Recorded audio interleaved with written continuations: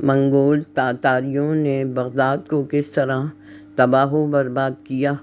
1258 میں Hulagu Khan نے Baghdad کی اینٹ سے اینٹ بجا دی۔ بغداد کی بربادی تاریخ اسلام کا سب سے دلسوز، ہولناک اور المناک واقعہ ہے۔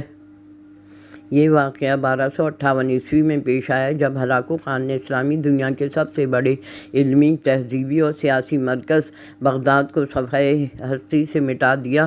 ذیل میں پوری داستان تاریخی ترتیب و واقعات کے ساتھ پیش ہے۔ پس منظر: بغداد کیوں نشانے پر آیا؟ عباسی خلافت صدیوں سے علمی مرکز تھی۔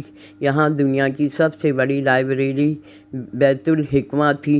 ہزاروں علماء، سائنس دان، فلسفی و فقہا یہاں رہتے تھے، مگر 13ویں صدی تک عباسی خلافت کمزور ہو چکی تھی۔ وسیع سلطنتیں خود مختار ہو گئیں، فوج نہایت کمزور ہو گئی، دربار سازشوں کا مرکز تھا۔ اسی دوران منگول سلطنت تیزی سے پھیل رہی تھی۔ چنگیز خان کے بعد پہلا ایسا سپہ سالار ہلاکو تھا جس نے اسلامی دنیا کو ہدف بنایا۔ ہلاکو خان کی پیش قدمی، حسن صبا کے قلعوں کی تباہی: ہلاکو نے سب سے پہلے فاطمی اسماعیلیوں حشاشین کے مضبوط قلعے مسمار کیے۔ اس کے بعد اس کا اگلا ہدف بغداد تھا۔ خلیفہ مستعصم کی غلطیاں: کمزور، درباری مشوروں کا پابند تھا، فوجی تیاری نہ کی، منگولوں کو معمولی خطرہ سمجھا۔ طاقتور وزیر ابن القمی کی غفلت یا ممکنہ ریشہ دوانیاں اعتماد کے قابل نہ تھی۔ ہلاکو نے بغداد کو 3 بار خط بھیجا کہ اطاعت کرو یا جنگ کے لیے تیار رہو، مگر خلافت نے سنجیدگی نہ دکھائی۔ بغداد کا محاصرہ: جنوری 1298 ہلاکو نے تقریباً 2 لاکھ منگول سپاہیوں سمیت بغداد کا محاصرہ کیا۔ منگول فوج کے پاس بھاری منجنیقیں، مضبوط گھیرا اور دریاؤں کا رخ موڑنے کی طاقت تھی۔ شہر کی ناکہ بندی، تمام دروازے بند کر دیے گئے، خوراک کی ترسیل روک دی گئی، دجلہ اور فرات کے پل تباہ کر دیے گئے، شہری بھوک سے نڈھال ہونے لگے۔ نمبر 2، منجنیقوں سے بمباری: منگولوں نے من گنون نامی دیوہکل منجنیقوں سے پتھروں اور آتش گیر مادوں کی بارش کر دی۔ چاروں اطراف سے شہر لرز اٹھا۔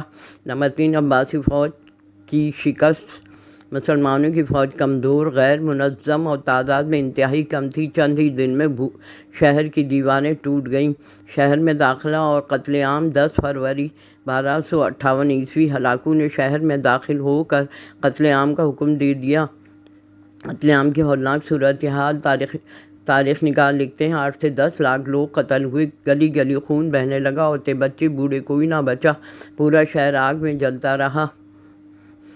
علم و تہذیب کی تباہی: بیت الحکمہ ہاؤس آف وزڈم دنیا کی سب سے بڑی لائبریری تھی۔